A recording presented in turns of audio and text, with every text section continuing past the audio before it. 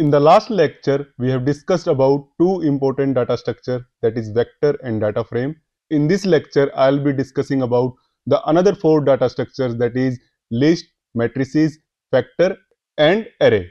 Okay, so what happened is that when we have discussed about vector, so this was a vector. Now this is a data frame. Okay, so in the data frame, if you see here, so this is a vector 1 and this is a vector 2. Okay, so data frame is a combination of vectors. Okay, now if you see, if we want to store the value, like say for example, so this is a vector 1 of number of publication and these are the author name. With this we want to store the value like total number of publication.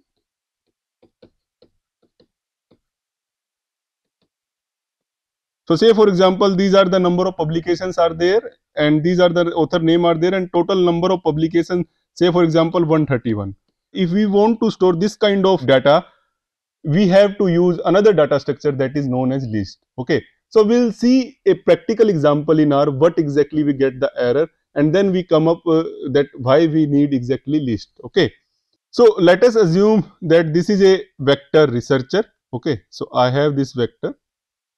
So another vector we have publication doc with the details 12, 14, 15, and then we have a another vector we store the two values only. Say for example, these two values are the matrix score of this particular authors. Okay, so if I will create this vector, it's created.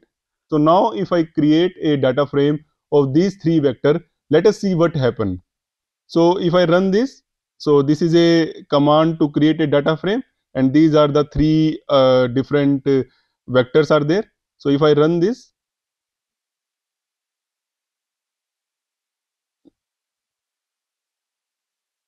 it says that there are different number of rows are there. So 3 and 2. So what exactly it means that, so in researcher there are 3 rows are there, in pubdoc there are 3 rows are there, but in matscore there are only 2 values. Okay, so that is why we need a another data structure which we call it as list. Okay, let us now take one more similar example. If in this case we have 4 values in researcher, so I am running this and here if I run this and now again if I go with this value, so in these two vector we have added one more value, but this matscore we have only 2 values. So if I run this,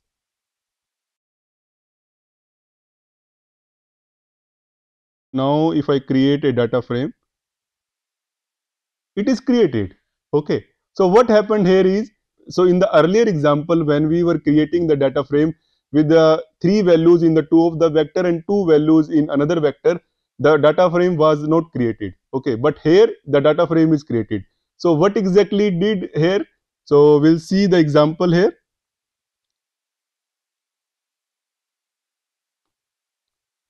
So if you have noticed here that the mat score we have only 2 values, 2 and 3, but when we have created the data frame, it is automatically added these 2 values in the last 2 rows. Okay, but we don't want like this, we want only 2 and 3 for the particular data set. Okay, so that is why we need a another data structure which we call it as a list. Okay, so a list is a another powerful data structure that stores and manipulate heterogeneous data types. It is highly flexible data structure that can have multiple elements of different data types like numeric, character, logical, etc. Lists are helpful when we have to deal with data set that have numeric, character, logical or even more complex data structure. So let us first create some dummy list and then we will do all the different operations on those lists. So as we have already discussed, the vector is the key type. So to create a list, first we will create a vector and then from those vectors we will be creating a list. Okay. So say for example, this is a vector, research ID is a vector. I am creating like this. Then we have another vector researcher with these 3 researcher name. I am doing like this. And now if I say that these three author has total number of publication 131. So I am creating another object with the value 131. So if I run it, okay, these are the basic things we have created. Now we will create the list. Okay, so the basic syntax of creation of list and data frame is same. Okay, you have to call the function list, and inside the function you have to specify the name of the vector which you want to create the list. Okay, so for data frame, what we used to do, instead of list we used to write data dot frame, but here because we are creating the list, so we will use this list function. In this list function we have these three objects. So what I'm doing here is I'm creating a list of these three objects. So if I run this here, my list is created. Okay, so this is the first element of my list, this is the second, and this is the third. Now I'll assign a name to this list. So yes, so this is my list is created, my list is published. So these are the values of published. Now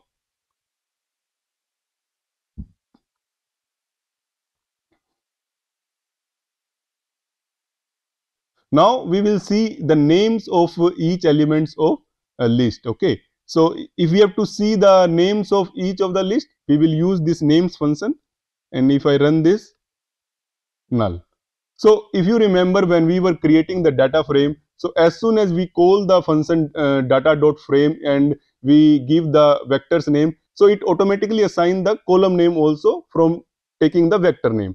So but here it doesn't take automatically. Okay, we have to mention that these are the name of the elements. Okay, so if we see here, that is why this name function is showing the null value. So now we will add the name of the each element. How we will do that? So for that there are like two ways are there. One way is that when you are creating the list, at that time you explicitly mention that these are the element name of this list, or afterwards you can also add the names of the list. So first we will see that how we will be doing at the very beginning whenever we are creating the list. If I run this, so here these are the three object name: research id, researcher, and total pub, and I am giving the element name as id to research id, name to researcher, and total to total publication. So if I run this here again, and now if I check the values of this published, okay, and now if I run it again here, this function names,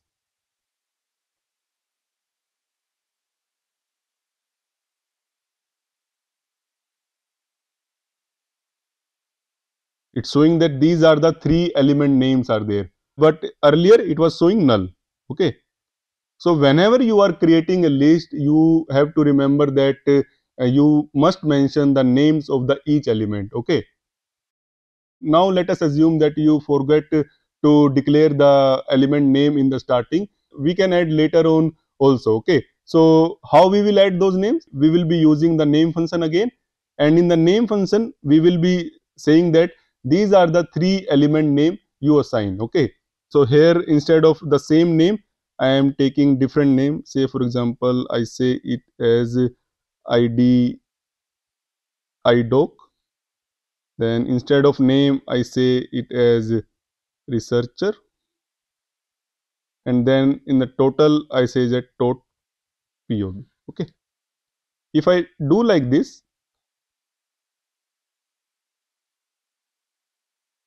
it is done. Now if I check the values of this particular list, okay, so if you see here, the earlier name elements were id, name, and total, but now the element names are idoc, researcher, and totpub. Okay, so this is how you can assign the names to the each element of a list. So after creating the list, you want to access the element of the that particular list. Okay, so to access the element of a list, we have to use the same symbol, that dollar symbol, what we have used in data frame. So we'll see in R how we can use the dollar symbol to access the element and to access the particular value of that element. Okay, so if I have to access the only name element, okay, how we will do? So we will first call the name of that list, then we will use the dollar sign, then we will mention the element name. Okay, so if I run it here like this, so why it is showing null here? So it is showing null because we don't have element name as name. Okay, because we have already changed here to researcher. So if I do here dollar, if I run it here like this, so it's researcher, it's not name is there. So first I'll just change the names of this list. So this is done. Now if I do dollar, name is there. Okay, and now if I run this, so these are the three authors are there in this list. Now if I have to access like this is the way you can also access the element, particular element. So the first element of the list is indexed at 1, then at the second, and that at the third location. Okay, if I do like this, publish 3, it will give me the total number of publication, which was the third element. But now if I say like this, so there is no fourth element. Okay, there is only 3 elements are there. That is why it is showing null here for this particular element. So you can access the element by either using the dollar and then you give the name of that particular element, or you can use the location of the element. Now say for example you want to access that particular value of that element. Okay, so for that what you will do?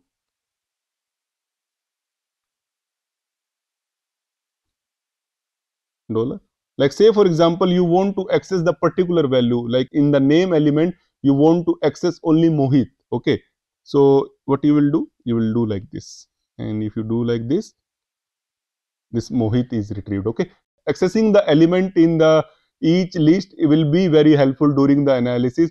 So you must practice on how we can access different elements and their corresponding values in a list. Okay, now say for example you have a list, and in that particular list you want to change the name of one of the element or either the some of the values of the list. Okay, so it's very easy. How we will do? So let us understand first that how we can update the list by this example. So what we are doing here is, so we have created a list which have the name, then we have a this total publication, and then we have here is ID. Okay, 1 2 3.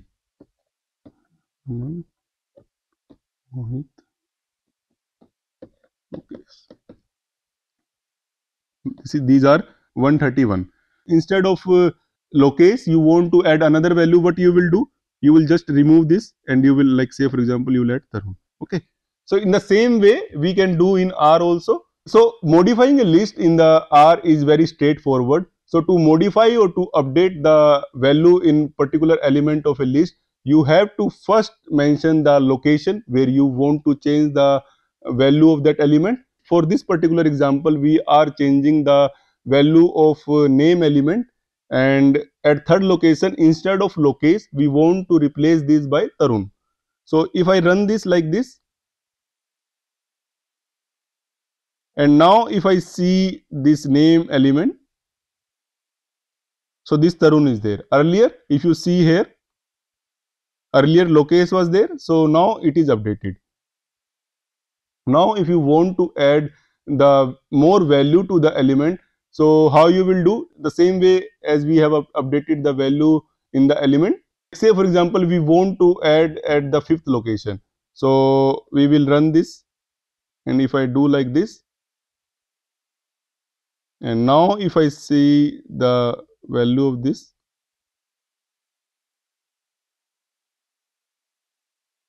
okay, so now Tarun is at third location also and at 5th location also.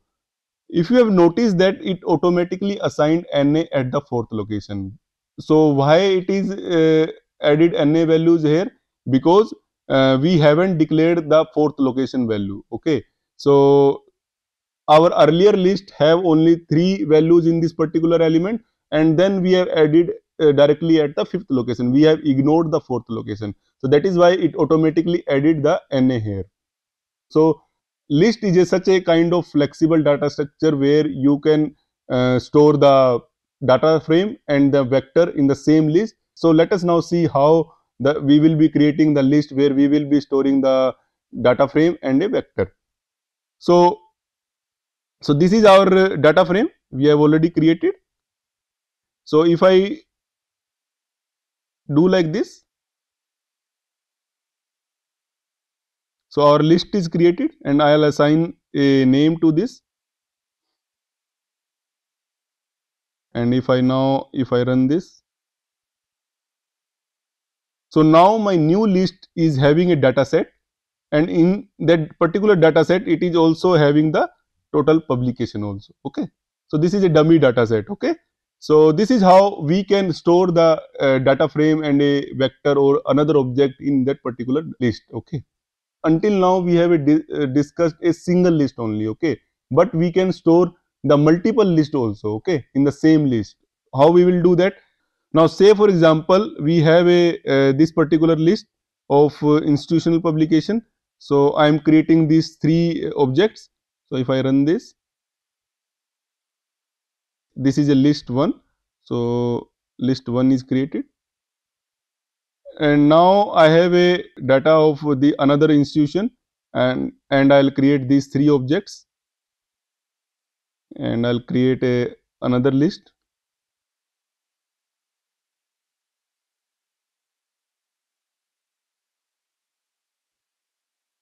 Now to create a nested list or a single list, the function is same. Okay, inside the function you have to give the details that whether these are the data frame or a vectors, or these are the list, these are the different list you want to combine it as a single list. Okay, so this is the same function, and now I am, instead of data frame or a vector or 2 different vectors, I am saying here that I want to create a list of these 2 institution lists. So if I run this, and if I check the value,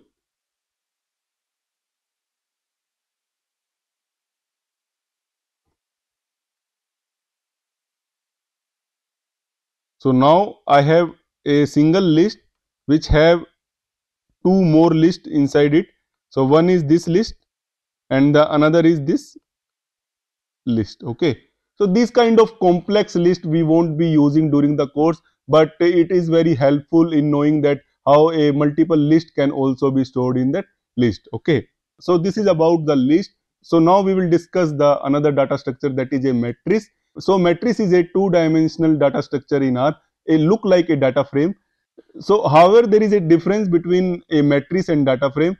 So a matrices contain the element of the same atomic data type. Okay, so we'll see the example. So if we see, our data frame is this, like name and author, publication. So this is a character and this is a numeric. Okay, but matrices is look like this. Okay, okay. So 1, 2, 3, 4, 5, 6, 7, 8, 9. So the values in the matrix are of the same data type. Okay, wherever if you see in the data frame, if you see it look like a matrix. If we see here, look like matrix like Raman, Mohit, Lokesh, then 12, 13, 14. So here this is a character and this is numeric. Okay, so this is one of the difference between a data frame and a matrix. Okay, understanding of matrix computation will help in doing data manipulation, principal component analysis, image processing, and machine learning, etc. So we'll see how we can create the matrix in R. So to create the matrix in R, we have to use this function called matrix, and there we have to provide the values that what are the matrix we are creating. So let us first create a matrix in R. So say for example, this is a matrix. I am assigning my mat as a name, and these are the 8 values. Okay, if I do like this, and if I have to check the value, so this matrix is created. Okay, if you see here that it look like a vector kind of thing. Okay, so all the values are in the single column. Okay, but it is a kind of a matrix which have one column and there are 8 rows are there. Now if I check dimension of this my mat, I run this dim function.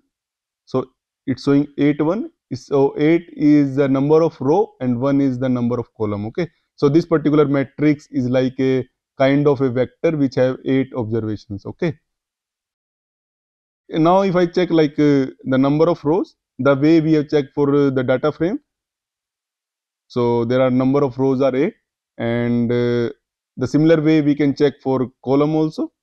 So for that we will be using ncol, and I'll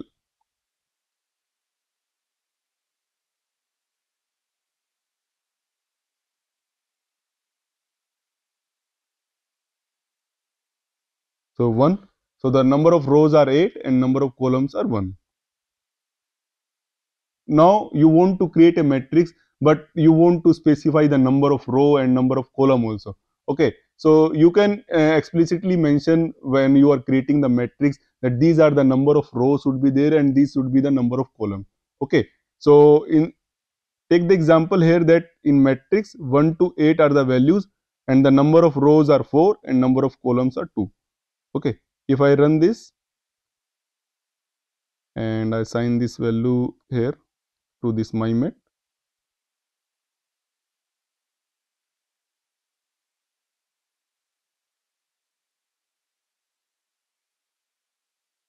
So my mat has a matrix which has 4 rows and 2 columns. Okay, but now if you give the wrong number of rows and no wrong number of columns, it will show the error. Okay, let us assume that you are giving like this. Okay, so you are not mentioning the number of rows, you are mentioning that you want a number of columns only. Okay, so if you run like this, whenever you are creating a matrix in R, you have to remember that the data length should be the sum multiple or multiple of the number of columns. Okay, so if you see here, here 4 into 2 8 is there with the number of values. If I do here like if I have 4, this matrix will be created, or if I have 2 here, the matrix will also be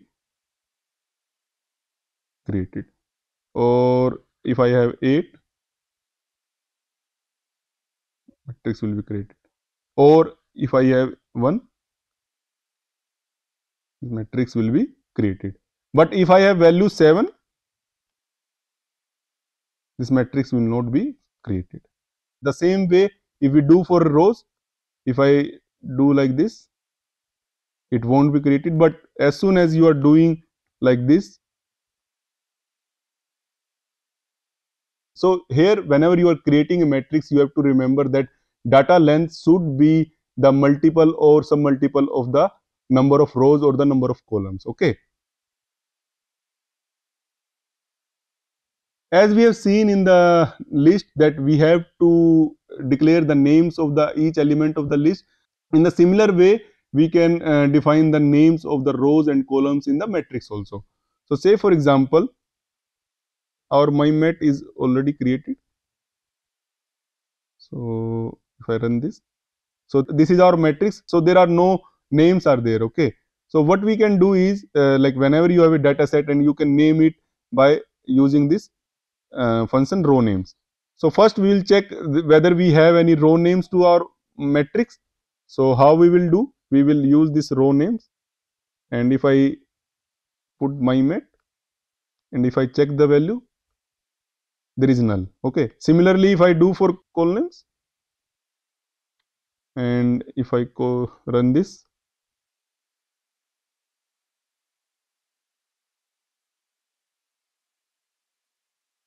null. Okay, So we can assign the row names and column names to the matrix. So let us assume that these four values are of the fourth of the authors. So I am assigning first, second, third, fourth. So this is where I have assigned, and then I'll assign the column names. So these are the column names. So now if I check the value of my mat, it will show that this is a matrix and it has two column names, pub1 and pub2, and these are the row names. Okay, and then you can do the analysis by accessing this particular element of a matrix. Okay, now if you want to access the particular element of a list, okay, so for that you have to mention the row number and the column number. Okay, say for example this is a matrix, and if you want to access this particular value, okay, the 5 value. So what you have to do here is you have to mention that this is a value of second row, and this is a, and the column number is second. So this is column number 1, this is column number 2, this is column number 3, this is row 1, this is row 2, this is row 3. Okay, so if I have to access the 5, I have to give the exact location that this is a second row and this is a second location. If I have to access the value 9, so I have to mention that this is a row 3, so 3 row, and the column is also 3. Okay, if I have to access the 7, how we will do? So we have to mention the third row and the column is 1. Now we will see this in R.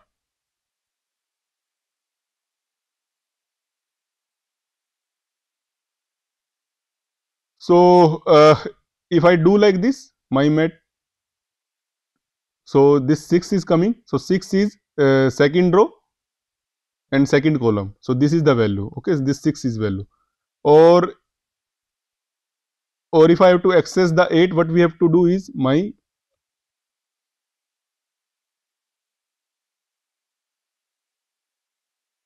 so we have to access the 8. So 8 is in the second column and in the fourth row. So in the fourth row and the second column. If I do like this, 2 comma 4. So there is like it will show the error that there is no second row is there, but fourth column is not there. Only 2 column is there.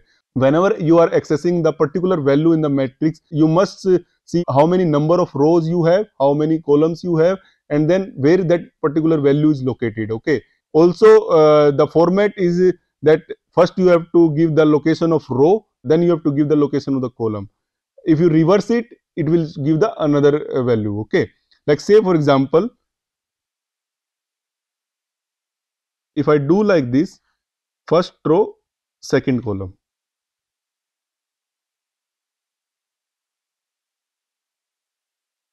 So the first row, second column, this value is 5. But if I reverse it, if I reverse it,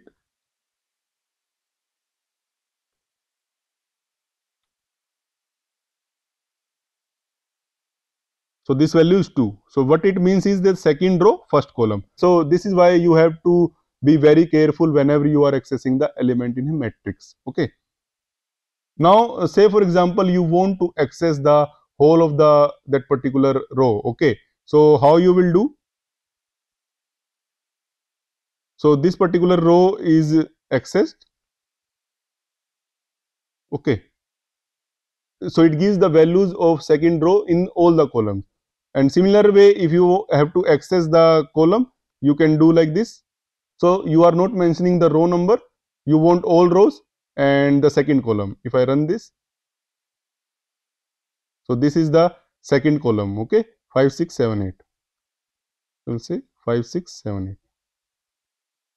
If you want to access the all of the element of a matrix, okay, so what you can do, you can do simply this. So this is a just a equivalent to by saying like this my mat. Okay, so these are exactly the same, but you must give a try of accessing like this way also, because this is how we learn and this is how we do different process in our, like what are the other ways of doing the same thing. Okay, So this is about the matrix. Now let us discuss about the another data structure, that is a factor. So factor in R is used to handle the categorical data. So it is a type of data which is represented in the form of category instead of numeric numbers. Okay. So for example, this red, green, blue. Okay. So these are the categories of that particular data set. Okay. So this is very important whenever you are handling the any categorical data, and then you have to use this particular data structure. Okay.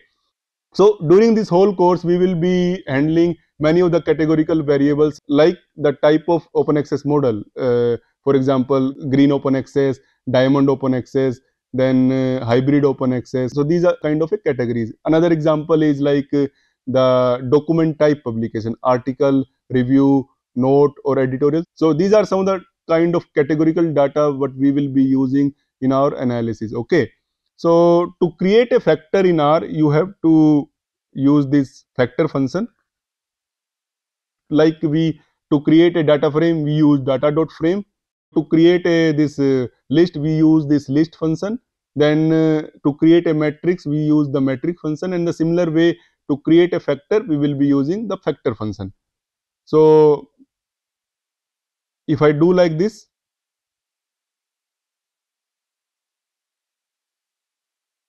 so these are the three factors: green, gold, diamonds. And if I check the levels, so level basically the categories. What are the different categories we have created in this particular factor data? Let us take another example. If I do like this,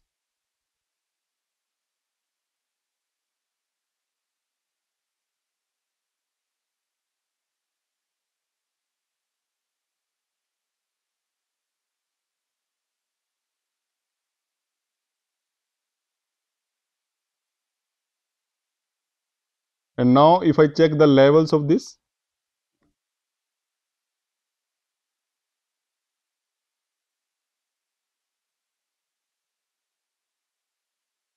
okay, basically it categorizes that there are three different values are there. That is green, gold, diamond. But here two times diamond is there, and also if we see the value. Okay, so the values of this particular factor data, it has four values: green, gold, diamond, diamond. But the levels, the categories are diamond, gold, green. Okay, so this is how we can create a factor in R. Now, if we convert this factor data as a numeric, let us see how it look like. So if we convert, it is showing that 321. Okay, so it assigned the numbers that this is a third number, this is second number, and this is a first number. Okay. Now if we check the class of this uh, factor data, it will show that this is a factor. Okay, this is how the categorical data is stored in R. So we will see during the analysis more about that how we will be putting different operation on this factor data. Let us now see our last data structure type, that is array. So array is another data structure that is used in R.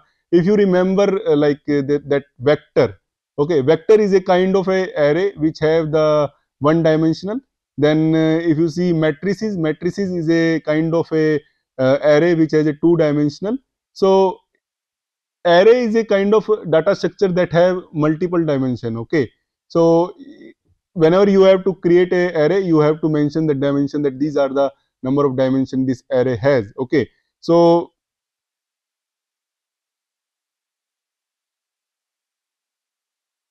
if you take the example that I am creating a array of one dimension. Okay, so if I do like this, and if I run it like this, and if I check the value,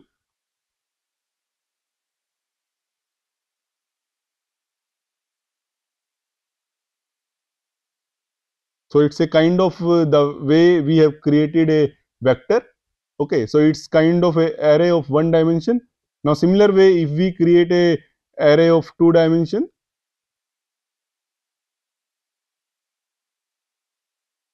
this, and now if I check the value of this,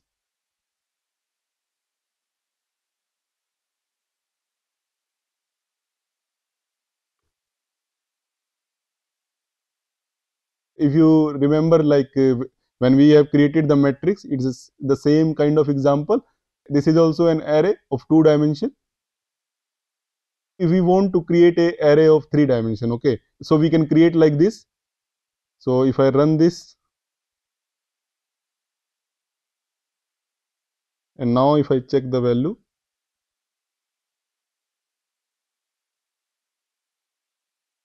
so this is a 3 dimensional array. So so this is how we can create an array, and also we can do multiple operations on these array. But during our course, we will be mainly focused on the vector and data frame. Although some of the like functions gives the output in the form of list, at that time we will see that how to manipulate those lists, how to unleash those lists to create a data frame. Okay, so this is all about the data structures in R.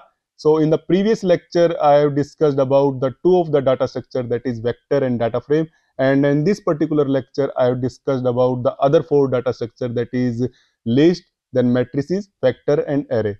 I request you all to practice all these 6 data structure by using the code. I will be sharing all the code, whatever I have discussed. In the next lecture, I will be discussing about the packages and help, and that will be our last lecture of this particular week. Thank you. See you in the next lecture.